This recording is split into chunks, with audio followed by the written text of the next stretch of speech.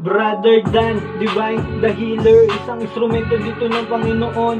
Kahit na anong sakit, huwag magatubili na lumapit, kayang-kaya ka pagalingin. Mas mabisa ang gamutan, mabilis lang gagaling kapag malakas ang pananampalataya, iyong paniniwala sa Diyos. Oo, yan ang ating unang isa puso, walang imposible pag sa Kanya nagtiwala. Di po kita binibiro, dito mo mararanasan paano magkaroon ng himala. Physical o spiritual na sakit, kahit gano'ng kalala, huwag ka pong mag-alala, si Bro Dan na po ang bahala. Nagbabahagi din ng karunungan, nagkaalaman na matuturing kayaman ng dasal na latin na pananggala at gabay na pangontra para sa iyong kaligtasan.